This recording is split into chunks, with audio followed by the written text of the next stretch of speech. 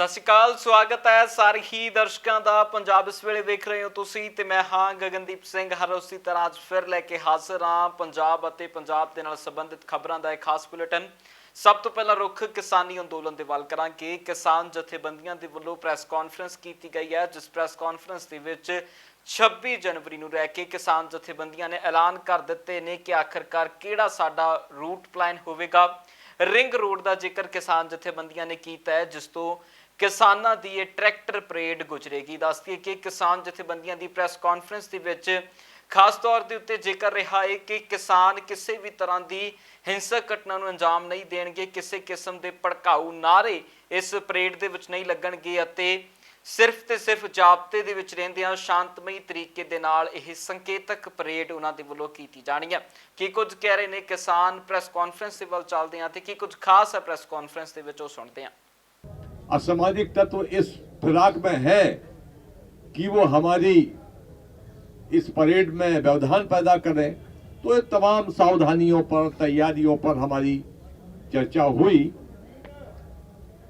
Supreme court कल कुछ संज्ञान जो भी लेगा, उम्मीद है कि जो भी सुप्रीम कोर्ट का निर्णय हमारे सामने आएगा, हम तत्काल कुछ लोग बैठकर चर्चा कर उस समय निर्णय करेंगे। तो हमारा अभी हिस्सा ज्यादातर वो चला गया है। अभी तक 121 किसान हमारे इस आंदोलन में शहादत दे चुके हैं। उनको हम सभी साथियों के साथ बार बार श्रद्धांजलि देते हैं। हरियाणा में एक यात्रा चालू हुई है अभी गांव-गांव में, वो जा रही है यात्रा राष्ट्रीय किसान महासंघ के बैनर पर। हर घर से एक चम्मच घी और उस गांव की मिट्टी को लेकर ये जो धरना स्थल है, इन धरना स्थलों पर अखंड ज्योति उन शहीदों की याद में जलाई जाएगी जब तक ये आंदोलन यहां चलेगा। और जो मिट्टी गांव-गांव से लेके आ रहे हैं, उससे उस धरना के पास में हमारे जो साथी हैं, जो धरने के अलग अलग मुखिया हैं, वो वहां पर वृक्षारोपण करेंगे उन शहीदों की याद में। ये जो आंदोलन का ट्रैक्टर मार्च है, इसमें बहुत ज्यादा हौस और अनुशासन की आवश्यकता होगी। ये हमारी तपस्या है 53-54 दिनों की, 120 लोगों की, 21 लोगों की शहादत की।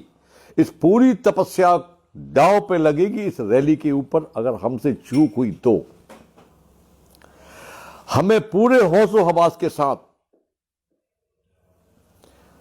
पूरी शिद्दत के साथ, पूरी निष्ठा ईमानदारी के साथ आंदोलन को बिगाड़ने की चेष्टा करने वाली शक्तियां सक्रिय हो चुकी हैं देश में। कहीं आपके द्वारा चूक ना हो और ऐसा ना लगे कि आपके कारण ये आंदोलन बर्बाद हुआ,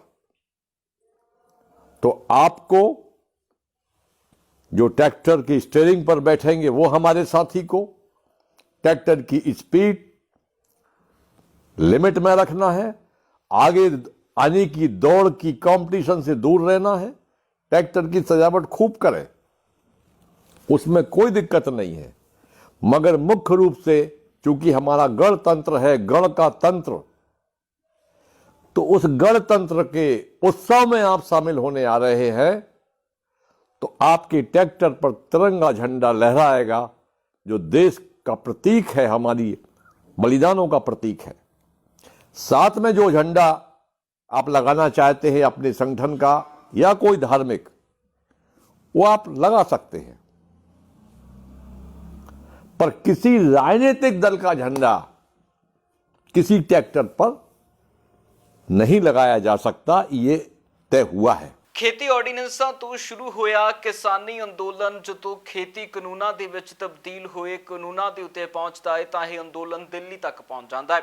दिल्ली च पहुंचे इस अंदोलन नूं 54 दिन हो चुके ने अते लगातार किसान अपनियां मंगां नूं लैके डटे हुए ने ते हुण सियासी धिरां भी भाजपा नूं सियासी तौर दे उत्ते घेरन दी तैयारी दे विच ने।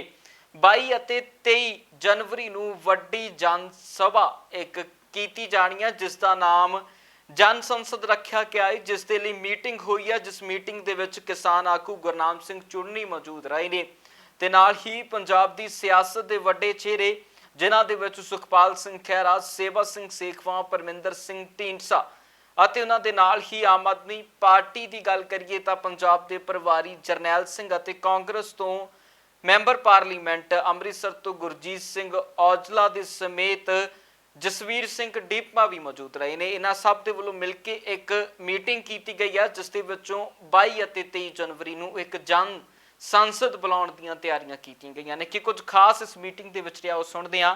ਪਹਿਲਾਂ ਗੁਰਨਾਮ ਸਿੰਘ ਚੁੰਨੀ ਉਹਨਾਂ ਦੀ ਗੱਲ ਸੁਣਾਂਗੇ ਕਿ ਆਖਰਕਾਰ ਸਿਆਸਤ ਦੇ ਨਾਲ ਕਿਸਾਨੀ ਅੰਦੋਲਨ ਦਾ ਕੋਈ ਲੈਣ ਦੇਣ ਹੈ ਜਾਂ ਫਿਰ ये जो जन संसद बुलाई जा रही है किसानी आंदोलन तो वक्री है। देखिए, बैठक का जो मकसद था वो था कि सभी राजनीतिक पार्टियां देश की इस आपदा में उनका क्या रोल है वो अपना अदा करें, क्योंकि वोट वो लेते हैं, राज वो करते हैं, अपोजिशन में हैं, देश कैसे चलाना है ये उन्होंने चलाना है। तो उनसे हमने बेनती करने के लिए कि आप एक जन संसद बुलाएं, जन संसद बुला के और आप देश के सामने अपनी बात रखें कि ये कानून ठीक है कि ये कानून गलत है, क्योंकि राजनीतिक पार्टियों को वो मंच तो मिला नहीं। वहाँ तो हमने कह दिया कि मंच अराजनीतिक रहेगा, कोई राजनीतिक नेता यहाँ नहीं बोलेगा। लेकिन अब राजनीति वाले मदद तो करना चाहते हैं, राजनीति वाले ये तो चाहते हैं हम देश के लिए कुछ करें, लेकिन एक मंच नहीं है, कैसे करें ये नहीं सूझ रहा। और वो ये भी सोचते हैं कि कहीं हम अलग अलग करें तो कहीं किसान नाराज ना हो जाए। तो हम ये कह रहे हैं कि आपको कुछ आप एक जन संसद बुलाइए, वो तो आपका सब कर सकते हैं, और देश के सामने बात रखिए कि आपका क्या मत है। जो जीते हैं उनके पास 65 वोट है, जो हारे हैं वो सब एक जगह इकट्ठे हो जाए तो उनके पास 65 वोट है।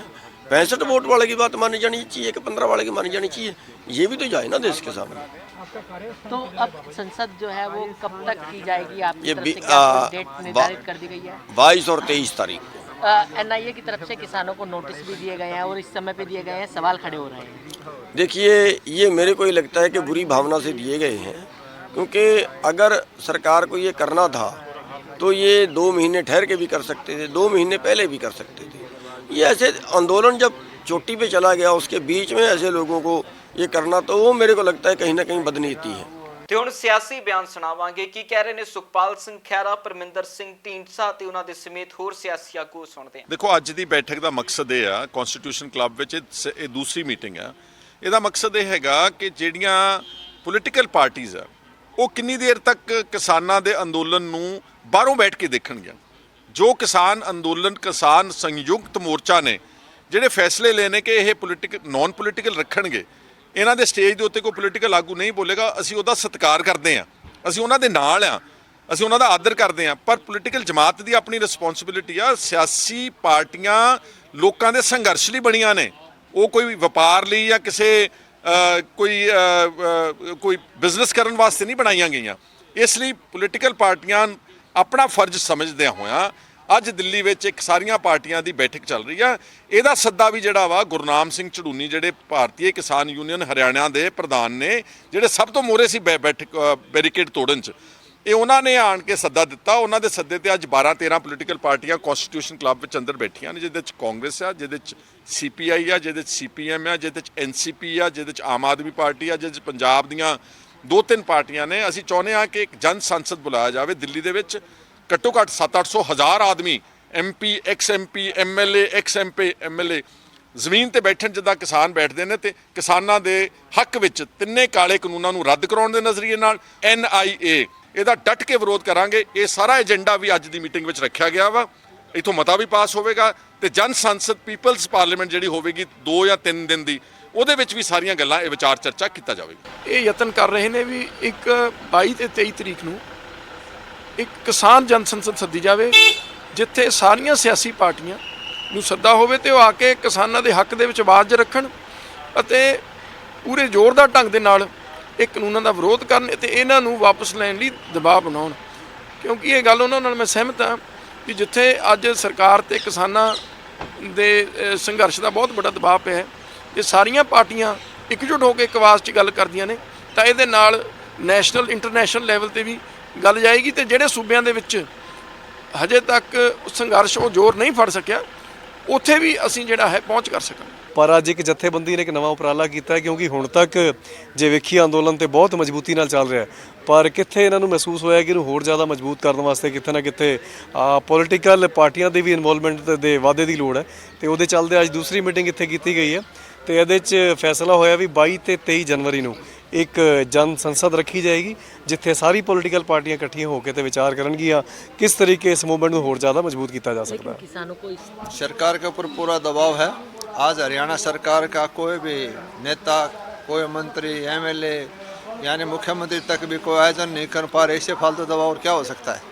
ਕਿਸਾਨਾਂ ਨੇ ਇੱਕ ਪਾਸੇ ਜਿੱਥੇ ਟਰੈਕਟਰ ਰੈਲੀ ਦੇ ਲਈ 26 ਜਨਵਰੀ ਮਿਤੀ ਹੋਈ ਹੈ, ਉਸ ਤੋਂ ਪਹਿਲਾਂ ਟਰੈਕਟਰ ਰੈਲੀ ਦਾ ਇੱਕ ਟ੍ਰਾਇਲ 7 ਜਨਵਰੀ ਨੂੰ ਦਿੱਲੀ ਦੇ ਵਿੱਚ ਹੋਇਆ ਸੀ, ਜਿਸ ਤੋਂ ਬਾਅਦ ਪੂਰੇ ਮੁਲਕ ਦੇ ਵਿੱਚ ਕਿਸਾਨਾਂ ਦੇ ਵੱਲੋਂ ਟਰੈਕਟਰ ਰੈਲੀ ਦੇ ਲਈ ਵੱਖੋ ਵੱਖਰੇ ਤਰੀਕੇ ਦੇ ਨਾਲ ਆਪਣੀਆਂ ਟਰੈਕਟਰ ਰੈਲੀਆਂ ਕੱਢ ਕੇ ਇੱਕ ਟ੍ਰਾਇਲ ਕੀਤੇ ਜਾ ਰਹੇ ਨੇ। ਅਜਿਹਾ ਟ੍ਰਾਇਲ ਪੰਜਾਬ ਦੇ ਵਿੱਚ ਪਿਛਲੇ ਕਈ ਦਿਨਾਂ ਤੋਂ ਵੇਖਣ ਨੂੰ ਮਿਲ ਰਿਹਾ, ਚਾਹੇ ਮੋਗਾ ਦੇ ਵਿੱਚ ਬੀਤੇ ਦਿਨਾਂ 1000 ਦੇ ਕਰੀਬ ਟਰੈਕਟਰਾਂ ਨੂੰ ਲੈ ਕੇ ਕਿਸਾਨਾਂ ਦੇ ਵੱਲੋਂ ਇੱਕ ਟਰੈਕਟਰ ਰੈਲੀ ਕੱਢੀ ਗਈ ਤੇ ਹੁਣ ਇੱਕ ਹੋਰ ਤਸਵੀਰਾਂ ਤੁਹਾਨੂੰ ਵਿਖਾਉਂਦੇ ਆ, ਜਿਸ ਦੇ ਵਿੱਚ ਨੌਜਵਾਨਾਂ ਦੇ ਵੱਲੋਂ ਟਰੈਕਟਰ ਰੈਲੀ ਕੱਢੀ ਗਈ ਹੈ ਤੇ ਵੱਡੀ ਗਿਣਤੀ ਦੇ ਵਿੱਚ ਨੌਜਵਾਨ ਟਰੈਕਟਰ ਲੈ ਕੇ ਕਿਸਾਨ ਏਕਤਾ ਜ਼ਿੰਦਾਬਾਦ ਦੇ ਨਾਅਰੇ ਲਾਉਂਦੇ ਅੱਗੇ ਵਧਦੇ ਨਜ਼ਰ ਆ ਰਹੇ ਨੇ। ਇਹ ਅਸੀਂ ਕਿਸਾਨ ਭਰਾਵਾਂ ਨੂੰ ਜਾਗਰੂਕ ਕਰ ਰਹੇ ਹਾਂ, ਜੋ ਕਿ 26 ਮਾਰਚ 26 ਜੋ ਕਿ ਸਾਡਾ ਟੀਚਾ ਹੈ ਕਿ ਵੱਧ ਤੋਂ ਵੱਧ ਲੋਕ ਉੱਥੇ ਪਹੁੰਚ ਸਕਣ। 25 ਨੂੰ ਵੀ ਅਸੀਂ ਇੱਥੋਂ ਆਪਦਾ ਜਿੰਨਾ ਵੀ ਇਕੱਠ ਹੈ ਵੀ ਲੈ ਕੇ ਆਪਦੇ ਬਾਰਡਰਾਂ 'ਤੇ ਪਹੁੰਚੀਏ। ਕੀ ਲੱਗਦਾ ਹੈ ਕੇਂਦਰ ਸਰਕਾਰ ਨਾਲ ਮੀਟਿੰਗਾਂ ਵੀ ਹੋ ਰਹੀਆਂ, ਬੇਸਿੱਟਾ ਰਹਿੰਦੀਆਂ ਨੇ, ਕੀ ਲੱਗਦਾ ਤੁਹਾਨੂੰ? ਇਹ ਪਹਿਲਾਂ ਦੀ ਤਰ੍ਹਾਂ ਬੇਸਿੱਟੇ ਰਹਿਣਗੇ ਜਿੰਨਾ ਤੱਕ ਇਹ ਮੋਦੀ ਵੀ ਆਪਦਾ ਹੰਕਾਰ ਨਹੀਂ ਤੋੜਦਾ, ਉਹਨਾਂ ਤੱਕ ਇਹ ਕੁਝ ਨਹੀਂ ਹੋ ਸਕਦਾ। ਵੀ ਜਿੰਨਾ ਤੱਕ ਇਹ ਭਾਜਪਾ ਦੇ ਵਿੱਚੋਂ ਕੋਈ ਲਹਿਰ ਨਹੀਂ ਉੱਠਦੀ ਵੀ ਵਿਰੋਧ ਦੇ ਵਿੱਚ, ਨਹੀਂ ਤਾਂ ਇਹਨਾਂ ਬੇਸਿੱਟੇ ਰਹਿਣਗੇ। ਯੂਥ ਤੁਹਾਡੇ ਨਾਲ ਦੇਖਿਆ ਜਾਂਦਾ ਵੀ ਯੂਥ ਹੁਣ ਕਾਫੀ ਜੁੜ ਗਿਆ, ਧਰਨਿਆਂ ਦੇ ਵਿੱਚ ਜਾਣ ਲੱਗ ਗਿਆ, ਵੀ ਲੱਗਦਾ ਸੰਘਰਸ਼ ਦੀ ਜਿੱਤ ਹੋ ਜੂਗੀ? ਸੰਘਰਸ਼ ਦੀ ਜਿੱਤ ਹੋਊਗੀ। 26 ਜਨਵਰੀ ਨੂੰ ਕੱਢਾਂਗੇ ਜੀ ਪਿੰਡ 'ਚ ਜਿਹੜਾ ਮੋਦੀ ਦਾ ਪਾਇਆ ਹੋਇਆ ਰੌਲਾ ਜੀ, ਇਹ ਕਾਨੂੰਨ ਅਸੀਂ ਰੱਦ ਕਰਾਉਣੇ ਆ ਜੀ। ਜਦੋਂ ਅਸੀਂ ਇਹਨੇ ਮੋਦੀ ਆਪਦਾ ਸਹੀ ਸਾਨੂੰ ਤਾਂ ਫੈਸਲਾ ਦੇਵੇ, ਸਾਨੂੰ ਜਿਹੜਾ ਕਾਨੂੰਨ ਰੱਦ ਕਰੇ ਜੀ, ਨਹੀਂ ਤਾਂ ਤੂੰ ਹੋਰ ਰੈਲੀ ਜਾਰੀ ਰਹੇਗੀ। ਦਿੱਲੀ ਜਾਵਾਂਗੇ ਜ਼ਰੂਰ ਜਾਵਾਂਗੇ ਟਰੈਕਟਰ ਲੈ ਕੇ ਜੀ, ਸਾਰੇ ਜਿੰਨੇ ਪਿੰਡਾਂ 'ਚ ਹੈਗੇ ਆ ਜੀ। ਕਿੰਨੇ ਟਰੈਕਟਰ ਜਾ ਰਹੇ ਆ? ਹਾਂ ਜਿੰਨੇ ਜਾ ਰਹੇ ਆ ਜੀ, 200 300 ਜਾਂ ਜਿੰਨਾ ਵੀ ਹੋ ਗਿਆ ਜੀ। ਐਨਡੀਏ ਤੋਂ ਵੱਖਰੇ ਹੁੰਦਿਆਂ ਹੀ ਅਕਾਲੀ ਦਲ ਦੇ ਬਿਆਨ ਭਾਜਪਾ ਦੇ ਲਈ ਕੁਝ ਇਸ ਕਦਰ ਬਦਲਦੇ ਨੇ ਕਿ ਉਹਨਾਂ ਬਿਆਨਾਂ ਨੂੰ ਭਾਜਪਾ ਦੇ ਉੱਤੇ ਰਗੜਾ ਸਮਝਿਆ ਜਾਂਦਾ ਸੀ, ਕਿਉਂਕਿ ਭਾਜਪਾ ਦੇ ਲਈ ਲਗਾਤਾਰ ਟਿੱਪਣੀਆਂ ਅਜਿਹੀਆਂ ਹੀ ਅਕਾਲੀ ਦਲ ਦੇ ਵੱਲੋਂ ਕੀਤੀਆਂ ਜਾ ਰਹੀਆਂ ਸੀ। ਇੱਕ ਵਾਰ ਫਿਰ ਅਕਾਲੀ ਦਲ ਦੇ ਪ੍ਰਧਾਨ ਸੁਖਬੀਰ ਸਿੰਘ ਬਾਦਲ ਦੇ ਵੱਲੋਂ ਭਾਜਪਾ ਨੂੰ ਨਿਸ਼ਾਨੇ ਦੇ ਉੱਤੇ ਰੱਖਿਆ ਗਿਆ ਹੈ ਤੇ ਭਾਜਪਾ ਦੇ ਉੱਤੇ ਸ਼ਬਦੀ ਵਾਰ ਕਰਦਿਆਂ ਸੁਖਬੀਰ ਸਿੰਘ ਬਾਦਲ ਦਾ ਕਹਿਣਾ ਸੀ ਕਿ ਕਿਸਾਨੀ ਅੰਦੋਲਨ ਖਤਮ ਕਰਨਾ 5 ਮਿੰਟਾਂ ਦੀ ਗੱਲ ਹੈ, ਪਰ ਭਾਜਪਾ ਇਸ ਅੰਦੋਲਨ ਨੂੰ ਖਤਮ ਨਹੀਂ ਕਰਵਾਉਣਾ ਚਾਹੁੰਦੀ। ਕੀ ਕੁਝ ਕਹਿ ਰਹੇ ਨੇ ਸੁਖਬੀਰ ਸਿੰਘ ਬਾਦਲ, ਸੁਣਦੇ ਹਾਂ। ਦੇਖਿਆ ਹੋਣਾ ਕਿ ਬਹੁਤ ਵੱਡੇ ਪੱਧਰ ਤੇ ਜਿਹੜੀ ਬੀਜੇਪੀ ਦੀ ਲੀਡਰਸ਼ਿਪ ਫਿਰੋਜ਼ਪੁਰ ਅਸੈਂਬਲੀ ਹਲਕੇ ਦੀ ਸੀ, ਉਹ ਸ਼੍ਰੋਮਣੀ ਅਕਾਲੀ ਦਲ ਸ਼ਾਮਲ ਹੋ ਗਈ ਹੈ ਤੇ ਜਿਹੜੀ ਬੈਲੈਂਸ ਹੈ ਉਹ ਮੈਨੂੰ ਲੱਗਦਾ ਹੈ ਕਿ ਅਗਲੇ ਮਹੀਨੇ 1.5 ਮਹੀਨੇ ਦੇ ਅੰਦਰ ਉਹ ਵੀ ਸਾਰੇ ਸ਼੍ਰੋਮਣੀ ਅਕਾਲੀ ਦਲ ਸ਼ਾਮਲ ਹੋ ਜਾਣਗੇ।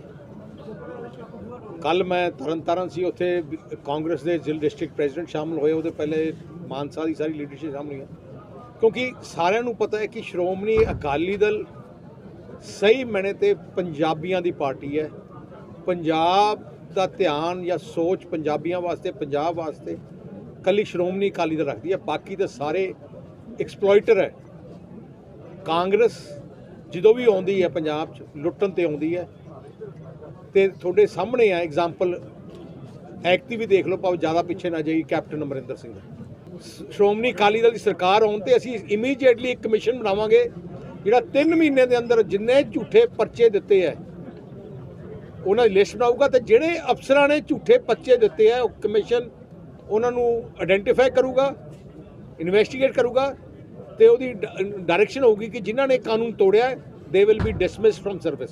ਬਾਦਲ ਸਾਹਿਬ ਐਨਆਈਏ ਵੱਲੋਂ ਜਿਹੜੇ ਨੋਟਿਸ ਕੱਢੇ ਜਾ ਰਹੇ ਹੈਗੇ, ਖਾਲਸਾ ਏਡ ਨੂੰ ਵੀ ਜਿਹੜਾ ਨੋਟਿਸ ਕੱਢਿਆ ਹੈਗਾ ਵਾ, ਕਿਵੇਂ ਦੇਖਦੇ ਹੈਗਾ? ਮੈਂ ਹੈਰਾਨ ਹੈ, ਖਾਲਸਾ ਏਡ ਇੱਕ ਐਜੀ ਆਰਗੇਨਾਈਜੇਸ਼ਨ ਹੈ ਜਿਹਨੇ ਦੁਨੀਆ ਭਰ ਵਿੱਚ ਸੇਵਾ ਕੀਤੀ ਹੈ।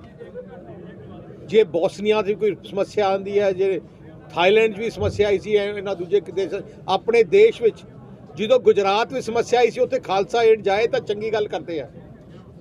ਜੇ ਕਿਤੇ ਹੋਰ ਸੂਬੇ ਵਿੱਚ ਕੋਈ ਸਮੱਸਿਆ ਆ ਜਾਏ ਤੇ ਖਾਲਸਾ ਏਡ ਜਾਂਦੀ ਹੈ ਤੇ ਉਹ ਆਪਣਾ ਚੰਗੇ ਕੰਮ ਕਰਦੇ ਆ। ਤੇ ਹੁਣ ਕਿਉਂ ਤੁਸੀਂ ਇੱਕ ਐਡੀ ਵੱਡੀ ਆਰਗੇਨਾਈਜੇਸ਼ਨ ਨੂੰ ਬਦਨਾਮ ਕਰਨਾ, ਮੈਂ ਕਿਹਾ ਇਹਨਾਂ ਨੂੰ ਸ਼ੋਭਾ ਨਹੀਂ ਦਿੰਦਾ। ਉਹ ਹੁਣ ਮੈਨੂੰ ਲੱਗਦਾ ਫਰਸਟ੍ਰੇਸ਼ਨ, ਸੈਂਟਰ ਸਰਕਾਰ ਵਿੱਚ ਫਰਸਟ੍ਰੇਸ਼ਨ ਆ ਗਈ। ਉਹ ਸੋਚਦੇ ਸੀ ਕਿਸਾਨਾਂ ਦੀ ਜਿਹੜੀ ਸੰਘਰਸ਼ ਹੈ ਉਹ ਕਮਜ਼ੋਰ ਹੋ ਜਾਊਗਾ, ਖਤਮ ਹੋ ਜਾਊਗਾ, ਪਰ ਉਹਨਾਂ ਨੇ ਦੇਖਿਆ ਜਿੰਨਾ ਲੇਟ ਕਰੀ ਜਾਂਦੇ ਆ ਉਨਾ ਤਗੜਾ ਸੰਘਰਸ਼ ਹੋ ਜਾਂਦੇ ਆ ਸਾਰਾ ਕੁਝ ਅੰਡਰ ਫਰਸਟ੍ਰੇਸ਼ਨ ਕਰ ਰਿਹਾ ਤੇ ਸ਼੍ਰੋਮਣੀ ਅਕਾਲੀ ਦਲ ਸਟਰੋਂਗਲੀ ਕੰਡੈਮ ਕਰਦੀ ਹੈ। ਸੋ ਹੁਣ ਰੁੱਖ ਪੰਜਾਬ ਦੀ ਸਿਆਸਤ ਦੇ ਵੱਲ ਕਰਦੇ ਹਾਂ। ਪੰਜਾਬ ਦੀ ਸਿਆਸਤ ਦੇ ਵਿੱਚ ਨਗਰ ਨਿਗਮ ਚੋਣਾਂ ਦਾ ਬਿਗੁਲ ਵੱਜਦਿਆਂ ਹੀ ਇੱਕ ਦੂਜੇ ਦੇ ਉੱਤੇ ਬਿਆਨਬਾਜ਼ੀਆਂ ਤੇ ਇਲਜ਼ਾਮਾਂ ਦਾ ਦੌਰ ਸ਼ੁਰੂ ਹੋ ਚੁੱਕਿਆ ਹੈ। ਪੰਜਾਬ ਦੇ ਵਿੱਚ ਨਗਰ ਨਿਗਮ ਚੋਣਾਂ ਨੂੰ ਲੈ ਕੇ ਹੀ ਰੇੜਕਾ ਬਰਕਰਾਰ ਹੈ। ਕੁਝ ਧਿਰਾਂ ਦਾ ਕਹਿਣਾ ਹੈ ਕਿ ਨਗਰ ਨਿਗਮ ਚੋਣਾਂ ਨਹੀਂ ਹੋਣੀਆਂ ਚਾਹੀਦੀਆਂ ਸੀ ਤੇ ਕੁਝ ਧਿਰਾਂ ਦਾ ਕਹਿਣਾ ਹੈ ਕਿ ਨਗਰ ਨਿਗਮ ਚੋਣਾਂ ਦੇ ਲਈ ਇਹ ਸਮਾਂ ਬਿਲਕੁਲ ਅਨੁਕੂਲ ਹੈ। ਇਸ ਦੇ ਵਿੱਚ ਵੱਖੋ ਵੱਖਰੀ ਪਾਰਟੀਆਂ ਦੇ ਆਗੂਆਂ ਦੇ ਬਿਆਨ ਸੁਣਾਵਾਂਗੇ। ਪਹਿਲਾਂ ਵਿਜੇ ਸਾਂਪਲਾ ਦਾ ਬਿਆਨ ਸੁਣਦੇ ਹਾਂ, ਜੋ ਭਾਜਪਾ ਦੇ ਆਗੂ ਨੇ। ਉਹਨਾਂ ਦਾ ਕਹਿਣਾ ਹੈ ਕਿ ਇਹ ਮਾਹੌਲ ਭਾਜਪਾ ਦੇ ਅਨੁਕੂਲ ਨਹੀਂ ਹੈ, ਜਿਸ ਕਰਕੇ ਇਸ ਸਮੇਂ ਦੇ ਵਿੱਚ ਚੋਣਾਂ ਕਰਵਾਈਆਂ ਜਾ ਰਹੀਆਂ ਨੇ। ਦੇਖੋ, ਬੀਜੇਪੀ ਦੀ ਆਪਣੀ ਤਿਆਰੀ ਪੂਰੀ ਹੈ, ਪਰ ਅਸੀਂ ਪਿੱਛੇ ਜੇ ਮਾਨਯੋਗ ਰਾਜਪਾਲ ਜੀ ਨੂੰ, ਆਪਣੇ ਗਵਰਨਰ ਸਾਹਿਬ ਨੂੰ ਵੀ ਮਿਲੇ ਸੀ ਔਰ ਉਹਨਾਂ ਨੂੰ ਵੀ ਅਸੀਂ ਕਿਹਾ ਸੀ ਕਿ ਚੁਣਾਵਾਂ ਦੇ ਲਈ ਤਾਂ ਅਸੀਂ ਪੂਰੀ ਤਰ੍ਹਾਂ ਤਿਆਰ ਹਾਂ, ਚੁਣਾਵ ਹੋਣੇ ਵੀ ਚਾਹੀਦੇ ਨੇ, ਪਰ ਜਿਸ ਤਰੀਕੇ ਦਾ ਮਾਹੌਲ ਸਰਕਾਰ ਨੇ ਪੰਜਾਬ 'ਚ ਪੈਦਾ ਕਰ ਦਿੱਤਾ, ਉਸ ਤਰ੍ਹਾਂ ਦਾ ਮਾਹੌਲ ਜਿਹੜਾ ਕਿਸੇ ਰਾਜਨੀਤਿਕ ਦਲ ਨੂੰ ਅੱਗੇ ਹੀ ਨਹੀਂ ਆਉਣ ਦੇਣਾ, ਘਰੋਂ ਬਾਹਰ ਨਹੀਂ ਨਿਕਲਣ ਦੇਣਾ, ਪ੍ਰਚਾਰ ਨਹੀਂ ਕਰਨ ਦੇਣਾ, ਉਹਨਾਂ ਨੂੰ ਆਪਣੇ ਕਾਰਜਕ੍ਰਮ ਨਹੀਂ ਕਰਨ ਦੇਣੇ, ਇਹੋ ਜਿਹੇ ਹਾਲਾਤਾਂ ਦੇ ਵਿੱਚ ਚੁਣਾਵ ਕਰਾ ਕੇ ਤੁਸੀਂ ਇੱਕ ਜਿਹੜੀ ਦੇਸ਼ ਦੀ ਸਭ ਤੋਂ ਵੱਡੀ ਪਾਰਟੀ ਆ ਉਸ ਨੂੰ ਪਾਰ ਕਰਕੇ ਜਾਂ ਉਹਦੇ ਖਿਲਾਫ ਇੱਕ ਮਾਹੌਲ ਤਿਆਰ ਕਰਕੇ ਚੁਣਾਵ ਗੱਲ ਕਰੋਗੇ ਤੇ ਉਹ ਉਚਿਤ ਨਹੀਂ ਹੈ। ਪਹਿਲਾਂ ਚੁਣਾਵਾਂ ਦਾ ਮਾਹੌਲ ਬਣਾਉਣ ਦੇ ਲਈ ਸਰਕਾਰ ਨੂੰ ਕੰਮ ਕਰਨਾ ਚਾਹੀਦਾ ਸੀ ਔਰ ਮੈਂ ਸਮਝਦਾ ਕਿ ਸਰਕਾਰ ਨੇ ਜਿਹੜਾ ਆਪਣਾ ਫਰਜ਼ ਸੀ ਕੈਪਟਨ ਸਾਹਿਬ ਨੇ ਉਹਦਾ ਅਦਾ ਨਹੀਂ ਕੀਤਾ, ਪਰ ਕਿਸੇ ਨਾ ਕਿਸੇ ਤਰੀਕੇ ਨਾਲ ਉਹਨਾਂ ਦੇ ਮਨ 'ਚ ਖੌਫ ਜਿਹੜਾ ਸੀ ਉਹ ਭਾਜਪਾ ਨੂੰ ਲੈ ਕੇ ਸੀ ਕਿ ਜੇ ਭਾਜਪਾ ਆਣ ਕੇ ਖੁੱਲ ਕੇ ਪ੍ਰਚਾਰ ਕਰੇਗੀ, ਭਾਜਪਾ ਖੁੱਲ ਕੇ ਲੋਕਾਂ 'ਚ ਵਿਚਰੇਗੀ ਤੇ ਉਹਨਾਂ ਦੀ ਜਿਹੜੀ ਆ ਉਹਨਾਂ ਨੂੰ ਉਹਨਾਂ ਤੋਂ ਡਰ ਸੀ। ਔਰ ਅੱਜ ਤੁਸੀਂ ਦੇਖ ਰਹੇ ਹੋ ਕਿ ਪਿਛਲੇ ਜਿੰਨੇ ਵੀ ਸਮੇਂ ਤੋਂ ਭਾਜਪਾ ਦੇ ਦੁਆਲੇ ਹੋਏ ਸੀ, ਉਹਦਾ ਕਾਰਨ ਹੀ ਇਹ ਸੀ ਕਿ ਉਹਨਾਂ ਦੇ ਮਨਾਂ 'ਚ ਡਰ ਵੀ ਭਾਜਪਾ ਦਾ ਹੀ ਸੀ। ਔਰ ਅੱਜ ਜੇ ਚੁਣਾਵ ਦੀ ਗੱਲ ਕੀਤੀ ਆ ਤੇ ਉਹਨਾਂ ਨੂੰ ਇਹ ਲੱਗਦਾ ਕਿ ਲੋਕ ਜਿਹੜੇ ਆ ਭਾਜਪਾ ਨੂੰ ਘਰੋਂ ਨਹੀਂ ਨਿਕਲਣ ਦੇਣਗੇ ਤੇ ਅਸੀਂ ਚੁਣਾਵ ਜਿੱਤ ਜਾਵਾਂਗੇ। ਇਸ ਹਾਲਾਤ ਦੇ ਵਿੱਚ ਚੁਣਾਵ ਜਿਹੜੇ ਸੀ ਪਹਿਲਾਂ ਉਹਨੂੰ ਮਾਹੌਲ ਬਣਾਉਣਾ ਚਾਹੀਦਾ ਸੀ, ਪਰ ਮੈਂ ਫਿਰ ਵੀ ਕਹਾਂਗਾ ਕਿ ਕੈਪਟਨ ਸਾਹਿਬ ਤੁਸੀਂ ਜਿਸ ਤਰ੍ਹਾਂ ਦੇ ਮਰਜ਼ੀ ਮਾਹੌਲ ਦੇ ਵਿੱਚ ਚੁਣਾਵ ਕਰਾਓ, ਅਸੀਂ ਆਪਣੀ ਪੂਰੀ ਦ੍ਰਿੜਤਾ ਦੇ ਨਾਲ ਚੁਣਾਵ ਜਿਹੜੇ ਆ ਲੜਾਂਗੇ।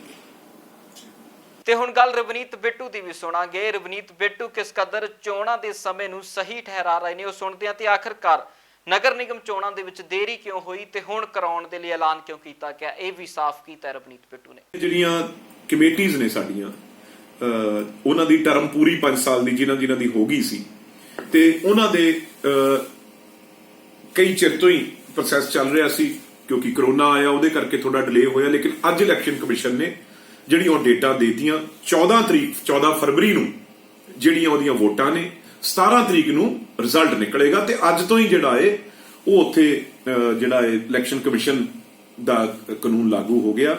ਅੱਜ ਤੋਂ ਹੀ ਉੱਥੇ ਜਿਹੜਾ ਇਲੈਕਸ਼ਨ ਕੋਡ ਆ ਉਹ ਅੱਜ ਤੋਂ ਹੀ ਉੱਥੇ ਇੰਪਲੀਮੈਂਟ ਹੋ ਗਿਆ ਏ ਤੇ ਅੱਜ ਤੋਂ ਬਾਅਦ, ਪਰ ਮੈਂ ਨਹੀਂ ਸਮਝਦਾ ਕੋਈ ਅਕਾਲੀ ਦਲ ਜਾਂ ਬੀਜੇਪੀ ਜਾਂ ਆਮ ਆਦਮੀ ਕਿਤੇ ਸਟੈਂਡ ਵੀ ਕਰਦੇ ਆ, ਕਿਤੇ ਖੜਦੇ ਵੀ ਨੇ।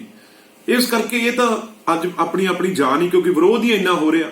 ਤੁਸੀਂ ਦੇਖਿਆ ਬਾਦਲ ਸਾਹਿਬ ਦਾ ਵੀ, ਸੁਖਬੀਰ ਸਿੰਘ ਬਾਦਲ ਦਾ, ਬੀਜੇਪੀ ਵਾਲਿਆਂ ਦਾ, ਆਮ ਆਦਮੀ ਤਾਂ ਕਿਤੇ ਗਰਾਊਂਡ ਤੇ ਹੈ ਹੀ ਨਹੀਂ। ਇਸ ਕਰਕੇ ਮੈਂ ਸਮਝਦਾ ਕਾਂਗਰਸ ਪਾਰਟੀ ਬਹੁਤ ਮਜ਼ਬੂਤੀ ਨਾਲ ਇਹ ਤਕਰੀਬਨ ਮੈਨੂੰ ਲੱਗਦਾ ਕਾਫੀ ਜਗ੍ਹਾ ਤੇ, ਮੈਂ ਜੇ ਆਪਣੇ ਕਨਸਟੀਟਿਊਐਂਸੀ ਦੀ ਗੱਲ ਕਰਾਂ ਤੇ ਮੇਰੇ ਜਗਰਾਉਂ ਦੇ ਵਿੱਚ ਜਿਹੜਾ ਕਨਸਟੀਟਿਊਐਂਸੀ ਸਾਡੀ ਵਿਧਾਨ ਸਭਾ ਹੈ, ਜਗਰਾਉਂ ਦੇ ਵਿੱਚ ਇਹ ਇਲੈਕਸ਼ਨ ਆ ਜਿਹੜੀ 23 ਵਾਰਡਾਂ ਦੀ ਉੱਥੇ ਹੋ ਰਹੀ ਆ ਤੇ ਸਾਰੀ ਮੈਂ ਤਾਂ ਤੁਹਾਡੇ ਨਾਲ ਅਪੀਲ ਕਰੂੰਗਾ ਵੀ ਮੈਂ ਤਾਂ ਇੱਥੇ ਆ ਤੇ ਹੁਣ ਇਹ ਤੁਹਾਡੀ ਜ਼ਿੰਮੇਵਾਰੀ ਆ ਮੇਰੇ ਲੀਡਰਸ਼ਿਪ ਦੀ ਤੇ ਲੋਕਾਂ ਦੀ, ਆਪਣੇ ਆਪ ਸਹੀ ਕੈਂਡੀਡੇਟ ਜਿਹੜੇ ਤੁਹਾਡੇ ਹੱਕਾਂ ਲਈ ਲੜ ਸਕਣ ਉਹਨਾਂ ਨੂੰ ਵੋਟ ਪਾਉਣੀ ਆ। ਮੁੜ ਕੇ ਪਛਤਾਏ ਤੇ ਕੁਝ ਨਹੀਂ ਬਣਦਾ।